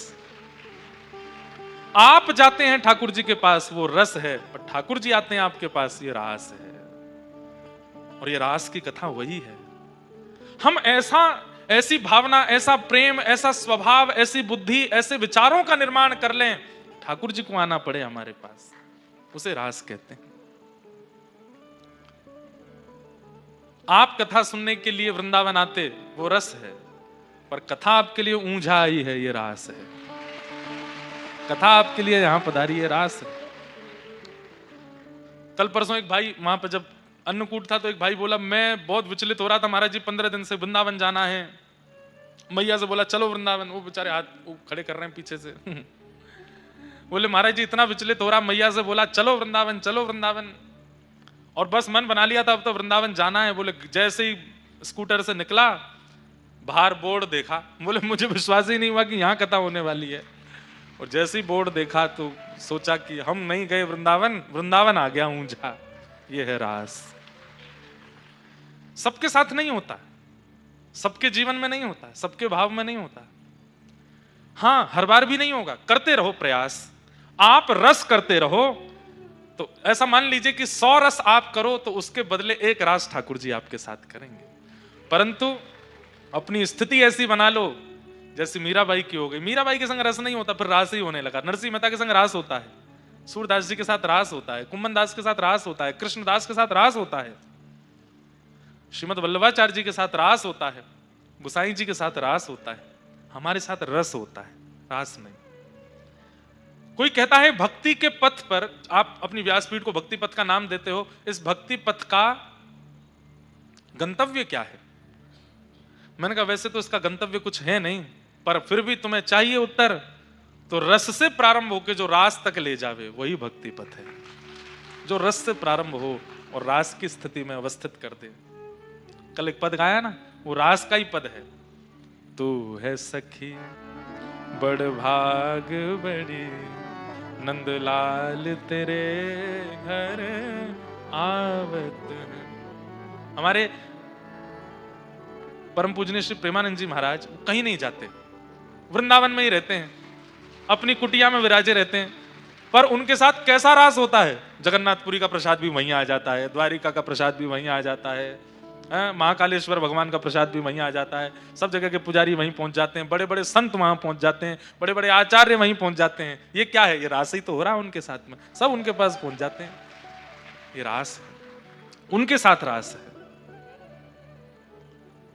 तू अपनो श्रृंगार करत है, तू अपनो श्रृंगार करत है। एक बात मैं कह दूं, जो व्यक्ति नित्य तिलक लगाता है, नित्य स्वरूप धारण करता है, कुछ दिन तो वो स्वयं करता है, पर जब ऐसा कई लोगों को देखोगे आप, अभी जैसे हम तिलक लगा रहे हैं, किसी दिन आपने अगर मुझे बिना तिलक के देखा तो मेरा मुंह अजीब सा लगेगा।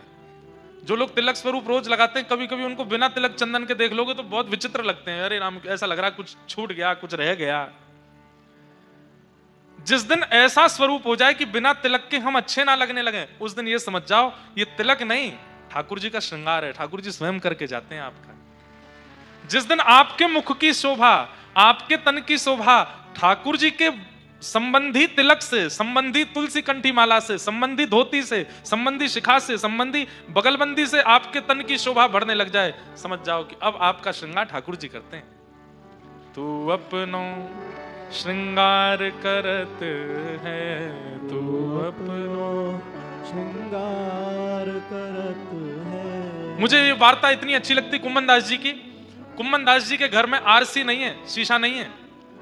कुम्मन दास जी एक पात्र में जल भर लेते हैं और उसमें अपनी छाया देखते हैं और छाया देख करके फिर अपना तिलक स्वरूप लगाते हैं। ठाकुर जी कुम्मन दास जी से इतने प्रसन्न हो गए कि ठाकुर जी रोज कुम्मन दास जी की कुटिया में आते हैं, छोटे से लाला। सवेरे सवेरे ठाकुर जी आ जाएं और कुम्मन दास जी की गोद में बैठ जाएं। कुम्मन दास जी तैयार नहा धो के बैठे तिलक स्वरूप लगाने, ठाकुर जी आके धम्म से गोदी में बैठ जाएं। अरे कुम्मना कहा कर रहे हो? अरे जय जय आ गए आप, जय हो प्रणाम। ठाकुर जी के चरण छूमे, कुम्मन दास जी के सिर पे हाथ धरे। ठाकुर खुश रहे, कुम्मना खुश रहे। कहा कर रहे हो? तिलक लगा रहा हूं। जय जय कैसे लगाएगो? अरे ये कठोतों में जल भरो है, यही मैं छाया देख के लगा लूंगा। अरे तू काय को कठोता देखे, रुक मैं तेरे सामने बैठूं, मैं बताऊंगा वैसा लगा। ठाकुर जी सामने बैठ कर कहें हाँ कुम्मना अब लगा। तो कुम्मन दास जी ऐसे रखे, अन्य इतकू कर, हाँ इतकू, अब धर ले, हाँ अब खींच ले ऊपर, खींच ले, अब यहाँ एक बिंदी धर दे, यहाँ बिंदी धर ले, यहाँ धर ले, एक यहाँ धर ले, यहाँ बना ले गोला सो। तभी तो कुम्मन दास जी कह रहे हैं ये रास है।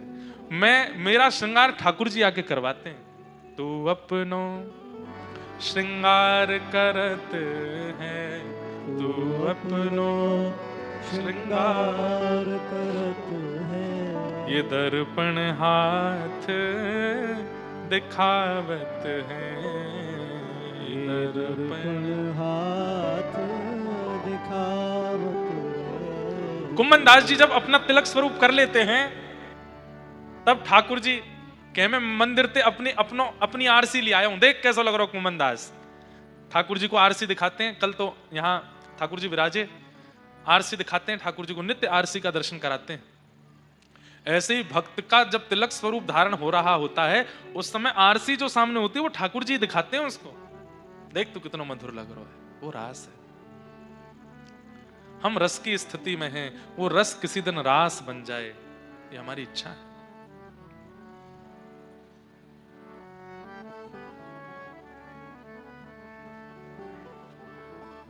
ब्रज की गोपियों के साथ ठाकुर जी ने रास किया। नाचने को रास नहीं कहते, रास तो ठाकुर जी की कृपा को कहते हैं कि ठाकुर जी आपके संग क्या क्या लीला कर रहे हैं, उन सबको रास में अवस्थित करते जाओ।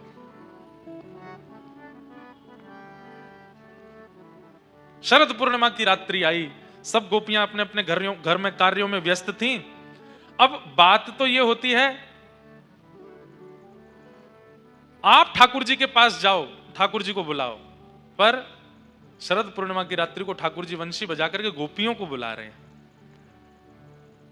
सब गोपियां अपने अपने कार्यों को छोड़ करके दौड़ी। नव निकुंज वन में ठाकुर जी बैठे सुंदर वेणु का नाद कर रहे थे। असंख्य गोपियां सामने आ गईं। भगवान ने गोपियों को देखा, ब्रूतागमन कारणम, अपने आने का कारण बताओ। सब गोपियां बोली आपने वंशी बजा के बुलाया हमको, इसलिए आई हैं हम। ठाकुर जी बोले इतनी रात्रि को परपुरुष के पास आना उचित बात नहीं है। अब ठाकुर जी परीक्षा ले रहे हैं गोपियों की, हर भक्त की परीक्षा लेते हैं ठाकुर जी। जब वह भक्ति पथ पर आता है, बहुत ध्यान से सुनिएगा, जब भक्त भक्ति पथ पर आता है तो ठाकुर जी संसार की योग्यताएं दिखा करके उसकी परीक्षा लेते हैं कि तुम लौट जाओ। संसार की योग्यता दिखा करके, संसार की श्रेष्ठता बता करके कहते हैं कि तुम लौट जाओ। और जो लौट जाता है वो हार जाता है, जो नहीं लौटता खड़ा रहता है, बोले चाहे तुम जितने भी महिमा बताओ संसार की, हम लौट के जाने वाले नहीं हैं, वही रास में प्रवेश कर जाता है। गोपियों को खूब समझाया ठाकुर जी ने, पतिव्रता नारी का धर्म क्या होता है, स्त्री धर्म क्या होता है, आदि आदि। गोपियां बोली पहली बात, स्त्री होना पुरुष होना ये संसार में होता है, आपके सन्मुख कोई स्त्री नहीं है, कोई पुरुष नहीं है, सब जीवात्मा है, वो सब एक रस से देखे जाते हैं। इसलिए स्त्री पुरुष धर्म बता करके हमको विचलित मत कीजिए। आप आपके सामने कोई स्त्री पुरुष नहीं है, आप सबको एक समान मानते हो। पति के सामने, बच्चों के सामने, परिवार के सामने, संसार के सामने स्त्री पुरुष धर्म होते हैं, आपके सामने नहीं। मीराबाई नाचती थी ठाकुर जी के आगे, लोग बाग बात बनाते थे, बताओ ये नाचती रहती है, इसको जरा लज्जा नहीं आती, इतने लोग देखते हैं, सबके आगे नाचती है, सबके आगे गाती है, अरे ये तो नाचने वाली है, ऐसा ऐसा करके मीराबाई को बोलते थे। मीराबाई बोलती, मैं बाजार में नाचूं तो टोको, मैं संसार में नाचूं तो टोको, मैं ठाकुर जी के आगे नाचती हूं। और ठाकुर जी के आगे कोई स्त्री नहीं है, कोई पुरुष नहीं है, उनके लिए नाचती हूं, आपके लिए तो नहीं नृत्य करती, आपके लिए नहीं गाती, मैं उनके लिए गाती हूं, उनके लिए नाचती हूं। गोपियां सब ठाकुर जी से कह रही हैं, स्त्री पुरुष का धर्म हमको मत बताओ, आपके सामने कोई स्त्री पुरुष नहीं, सब जीवात्मा है और सबको अधिकार है आपकी प्राप्ति करने का। उसी अधिकार के बल पर हम आपके सामने आई हैं, आपको प्राप्त करने के लिए। बंधुओं, ये विषय, इस पर थोड़ा बोलना तो चाहिए मुझे, कहीं कोई गलत ना समझ ले इस भाव को, पर भक्ति धर्म यही है। सर्वभूतेषु यह पश्येत भगवद भावमात्मनः भूतात्मन सर्वात्मन अखिलद्धारो एषा भागवतोत्तमः। सर्वभूतेषु यह पश्येत भगवद भावमात्मनः। जब सबको देखे तो सब में ठाकुर जी का दर्शन करे, और जब ठाकुर जी के सामने जावे तो किसी को ना देखे, बस मैं हूं, मेरे ठाकुर जी हैं और मैं इनको प्राप्त करने आऊं। जो भाव प्रकट हो सके वो प्रकट करना चाहिए ठाकुर जी के सन्मुख। गोपियों ने ठाकुर जी से कहा कि हमको स्त्री धर्म मत समझाओ, हम जीवात्मा हैं और हम आपको प्राप्त करने आई हैं, और यदि आप चाहते हैं कि हम वापस लौट जाएं तो हमारा चित्त आपके पास है, हमें वापस कर दो। ठाकुर जी बोले, वो तो संभव नहीं है, तो फिर हमें स्वीकार करो। और ठाकुर जी ने स्वीकार करके गोपियों के संग रास किया। लेकिन गोपियों के चित्त में मान आ गया कि हम अति सुंदरी हैं, इसलिए ठाकुर जी हमारे साथ रास कर रहे हैं। इसलिए मैंने अनेक बार कथा में कहा है, ठाकुर जी की सेवा में जब जाओ, ठाकुर जी की कथा में जब जाओ, ठाकुर जी का संकीर्तन जब जब करो, सबसे पहले अपने गुरु का स्मरण कर लिया करो। आप कथा सुनते हैं, कथा में व्यासपीठ पर व्यास जी आए, उससे पहले अपने सदगुरुदेव भगवान का स्मरण कर लो। हे गुरुदेव भगवान, अब हम कथा श्रवण के लिए तत्पर हो रहे हैं, आप कृपा करना। अपने गुरु मंत्र का जप करो, गुरु भाव जो भी है उसको बोल लो, फिर कथा सुनो। उससे क्या होगा? गुरु मंत्र का काम क्या है, उसका प्रभाव क्या है? भगवत प्राप्ति बाद में, सबसे पहले कहीं ठाकुर जी कृपा करें तो हम में दोष ना आ जाए, उसका निवारण करना ये गुरु कृपा है।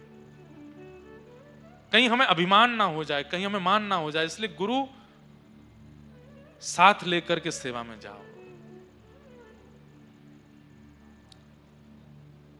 हमें मान ना हो जाए। श्री नाभाजी महाराज ने भक्तमाल जी की रचना की। सब लोग इधर देखिए, ध्यान से सुनो। श्री नाभाजी महाराज ने भक्तमाल की रचना की। तो कहते हैं कि जब भक्तमाल की रचना नाभाजी कर रहे थे, उनके चित्त में अपने आप भक्त प्रकट होते जा रहे थे और नाभाजी उनका यश लिखते जा रहे थे। जो जो भक्त चित्त में आते गए उनका यश लिखते गए। लिखते लिखते नाभाजी ने मन में विचार किया। अब देखो, नाभाजी आंख खोल के देख नहीं रहे, वार्ता कर नहीं रहे, बस अपने चित्त में एक कुंज बनाई है, उसमें एक वृक्ष है, वृक्ष के नीचे नाभाजी बैठे हैं और उसी वृक्ष के पीछे एक आसन के ऊपर, ऊंचे आसन पर गुरुदेव बैठे हैं, श्री अग्रदास जी महाराज।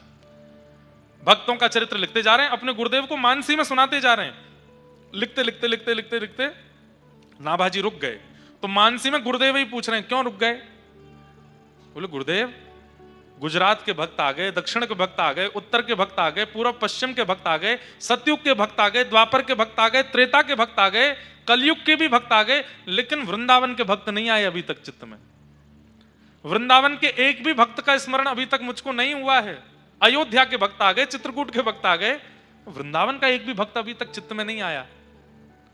तुरंत गुरुदेव भगवान कहते हैं, नाभाजी, तुमने भक्तमाल लिखने से पहले 24 अवतारों को प्रणाम किया। भगवान के 24 अवतार, उनको प्रणाम किया। तो 24 अवतारों को यथा जहां जहां से पूजने वाले जो जो भक्त हैं वो सब तुम्हारे चित्त में आ गए। वृंदावन वारे तो राधा रानी को पूजें, जब तक किशोरी जी को वंदन नहीं करोगे तब तक नहीं आएंगे। और तब श्री अग्रदास जी ने नाभाजी के चित्त में किशोरी जी को वंदन किया, और जैसे ही किशोरी जी को वंदन किया, इतने में ही श्री हितरवंश महाप्रभु, श्री स्वामी हरदास जी महाराज और हरिराम व्यास जी तीनों प्रकट हो गए, और फिर वृंदावन के भक्त भी उनके चित्त में आ गए। गुरु मंत्र, गुरु दर्शन, गुरु स्मरण क्या करता है? भक्ति में जो अपूर्णता बनी रहती है उसको पूर्ण करता है। और भक्ति में जो कभी कभी हमें दोष आ जाते हैं, उस दोष का निवारण गुरु स्मरण करता है, गुरु मंत्र करता है। वो सामान्य ऐसे ही नहीं है कुछ भी कि गुरु दीक्षा ले ली, प्रभाव में आकर के मंत्र ले लियो, अब उसका कोई प्रयोग ही नहीं करते हैं। अरे उसका बहुत बड़ा प्रयोग है, वो दोष निवृत्त करता है। इसलिए गुरु मंत्र किसी को नहीं बताना चाहिए, क्योंकि भक्ति में आने वाले दोषों से निवारण गुरु मंत्र करता है।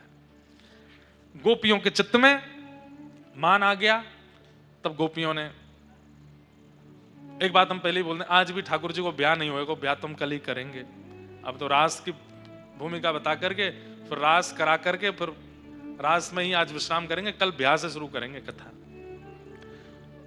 गोपियों के चित्त में जब मान आया, ठाकुर जी अंतर ध्यान हो गए, भ्रमण करते हुए गोपियां यमुना तट पर आई। तभी गोपियों की गुरु कौन है? श्री राधा रानी। बिना किशोरी जी के रास में चली गई थी तो मान तो आना ही था। तब किशोरी जी आई, किशोरी जी के चरणों में प्रणाम किया। हे राधे वृषभानुभूप तनये, हे पूर्ण चंद्रानने, हे कांते कमनीय कोकिल रवे, वृंदावने धीश्वरी, हे मत प्राण परायणे चरसिके, हे सर्वयूथेश्वरी, आगत्य त्वरितं प्रपत्य मनिषं, मान्दीनमानन्दिनम्।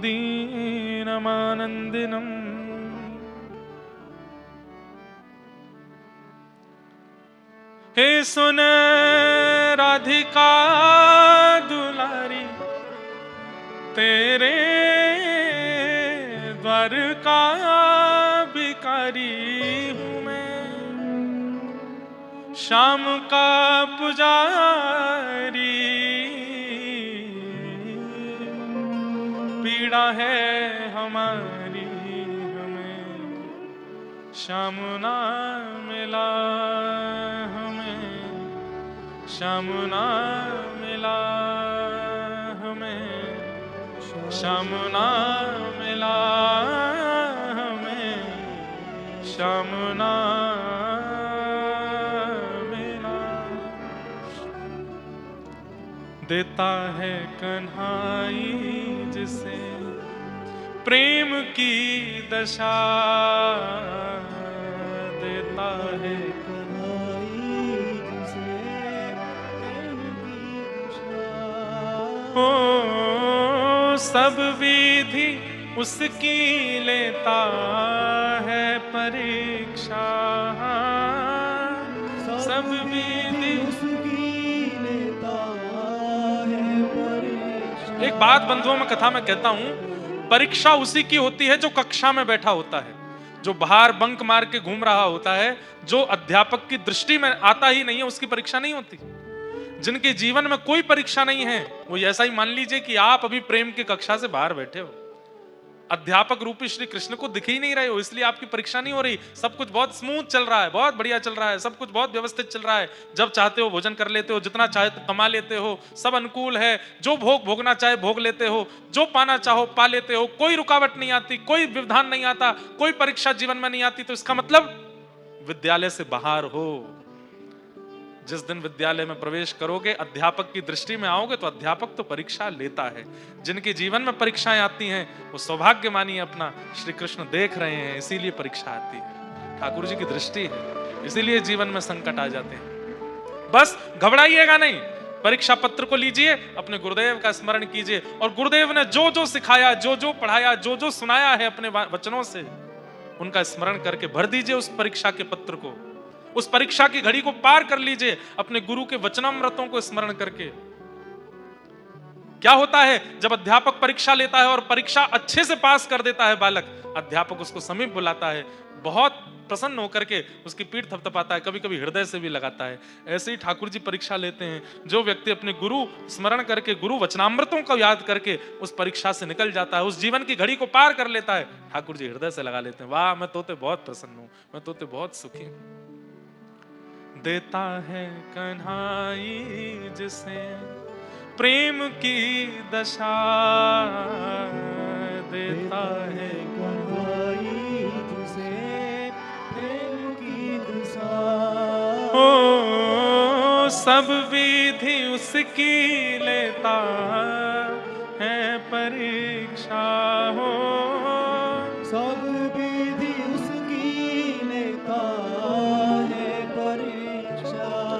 कभी निकट बुलाए, कभी निकट बुलाए, कभी दूरियां बढ़ाए, कभी दुनिया बढ़ाए। छलिया हाथ नहीं आए, छलिया हाथ नहीं आए, हमें श्याम ना मिला, हमें श्याम ना मिला, हमें श्याम ना मिला, हमें श्याम ना मिला। हे सुन राधिका दुलारी, सुन राधिका दुलारी, तेरे द्वार का भिखारी, तेरे द्वार का भिखारी, तेरे श्याम का पुजारी, एक पीड़ा है हमारी, हमें श्याम ना मिला, हमें श्याम ना मिला, हमें श्याम ना मिला, हमें श्याम ना मिला। गोपियां जब विरह आतुर होकर के रोने लगी, किशोरी जी से कहने लगी, ठाकुर जी हमें व्याकुल करके अकेला छोड़ करके चले गए। तब किशोरी जी ने कहा, ठाकुर जी एक चीज से मिलते हैं। बोले क्या? गाओ, पुकारो, बुलाओ, अपनी विरह वेदना सुनाओ, रसिक प्रीतम हित चित्त की बातें गिरधारी जी सो कहिए। अपने हित की बातें, अपने मन की बातें कहो ठाकुर जी से, गा करके सुनाओ, उसी से मिलते हैं ठाकुर जी। गोपियां गाने लगी, हा नाथ रमण प्रेष्ठ क्वासी क्वासी महाभुज, दास्यास्ते कृपणाया में सखे दर्शन सन्निधौ। जैसे ही कहा हा नाथ, उसी समय गोपीनाथ प्रभु प्रकट हो गए। जैसे ही कहा रमण, राधा रमण लाल प्रकट हो गए। जैसे ही कहा प्रेष्ठ, प्रेष्ठ कहते हैं वल्लभ को, श्री राधा वल्लभ जी प्रकट हो गए। जैसे ही कहा महाभुज, तभी बिहारी जी प्रकट हो गए। बंधुओं, ये प्रकट स्वामी श्री हरदास जी ने कलयुग में किए, हितवंश महाप्रभु ने कलयुग में किए, ये विराजमान वज्रनाभ ने कलिकाल में, कलिकाल के प्रारंभ में किए हैं गोपीनाथ जी। पर गोपाल भट्ट गोस्वामी जी ने राधा रमण जी प्रकट किए, पर वास्तव में गोपियां ही इनको प्रकट कर चुकी हैं द्वापर में। हा नाथ कह करके गोपीनाथ, रमण कह करके राधा रमण, प्रेष्ठ कह करके राधा वल्लभ, और महाभुज कह करके, या तो कई बांके बिहारी कहते हैं, कई गोविंद देव कहते हैं, पर जो भाव हो, ये पूर्व में गोपियां इनको बुला चुकी हैं, पुकार चुकी हैं। और इसके बाद गोपी गीत गाया, गोपियों ने अपना विरह वेदना गाई है। जयति तेधिकम जन्मना व्रज श्रयतंदिरा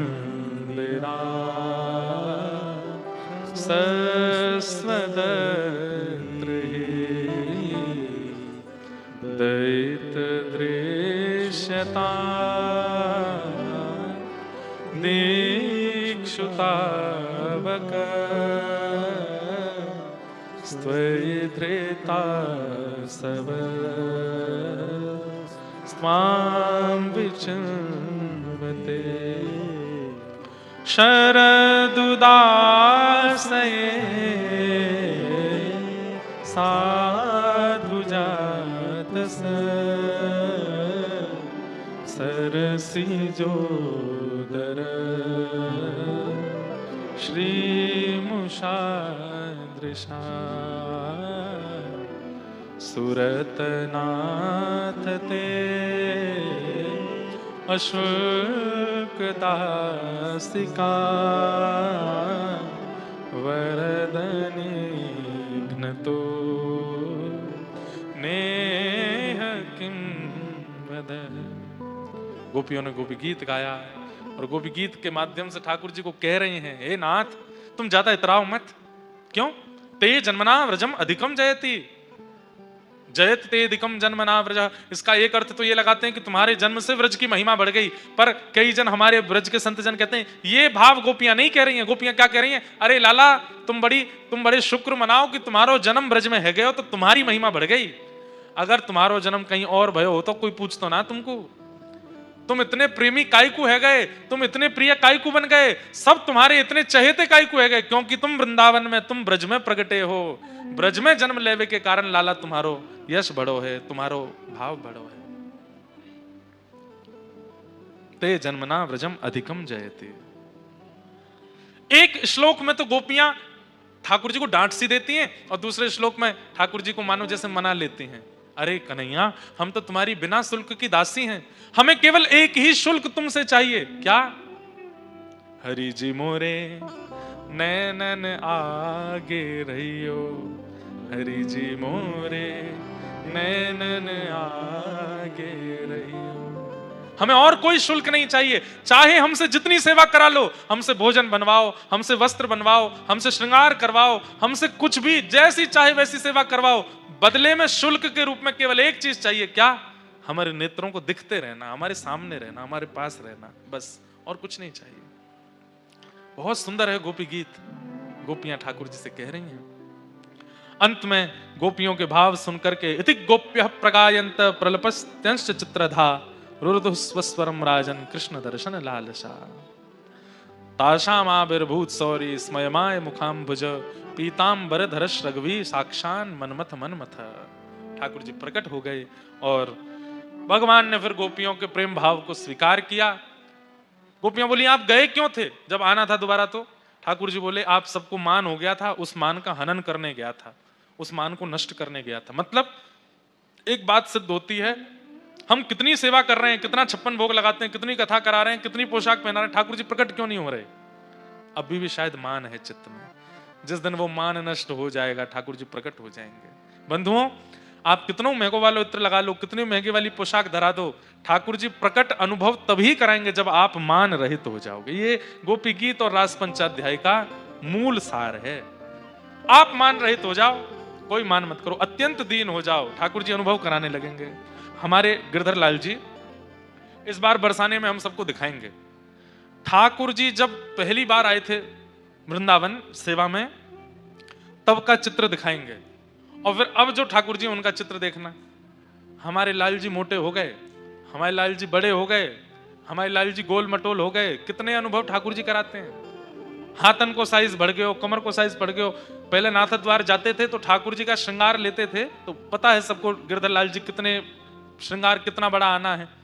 अब वो श्रृंगार छोटे पड़ने लगे हैं, अब बोलते हैं भाई थोड़े बड़े वाले बनाओ। बोले आपके लाला बड़े हैं का? मैंने पता नहीं है, छोटे लगते हैं ये वाले श्रृंगार, अब बड़े हो गए ठाकुर जी। ये अनुभव कैसे कराते हैं ठाकुर जी? जब आप मान रहित हो जाते हो। कभी कभी हमें भी मान हो जाता है तो बड़े श्रृंगार जो ठाकुर जी के लिए है ना वो और बड़े लगते हैं ठाकुर जी पर, ठाकुर जी छोटे हो जाते हैं, तो समझ में आ जाता है मान हुआ इसलिए ठाकुर जी छोटे हो गए। ऐसे हमारे लाल जी हैं। अनुभव अगर ठाकुर जी की लीला का करना है तो मान रहित होना पड़ेगा, दीन बनना पड़ेगा, दैन्य चित्त में लाना पड़ेगा, तभी अनुभव हो सकता है, नहीं तो अनुभव ठाकुर जी का नहीं होगा। जैसे ही गोपियां मान रहित हुई, ठाकुर जी ने जितनी गोपी थी उतने रूप धारण कर लिए और अब वृंदावन में महारास हुआ।